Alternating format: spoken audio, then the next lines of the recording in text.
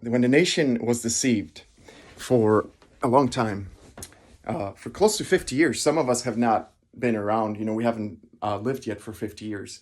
But when the nation was deceived for about 50 years, it's going to take some time for people also to understand and to repent.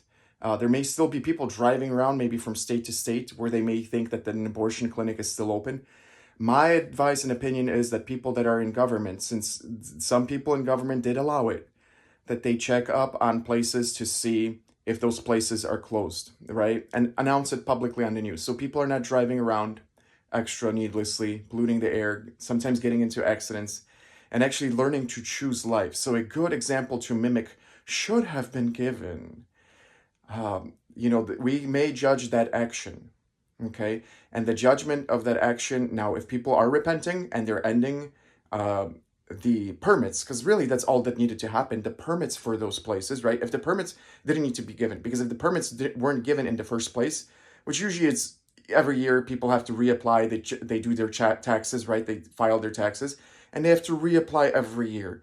So my advice is that this ends this year. In my opinion, my advice, I've seen pestilences, I've seen signs from God, where places they have they call them Mormon crickets all over the place. In some places in Nevada, it got to the point where there was even like a foul smell. There's other things happening, fires, floods in different places. It's usually in places and counties, I guess you can say, and in states. Sometimes a lot of the parts of the states have been affected.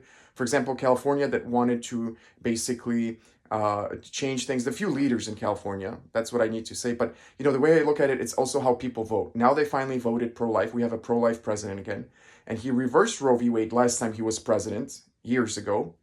And I plead with the rest of the leaders to line up with what God designed for us, how God created us, to be fruitful and multiply.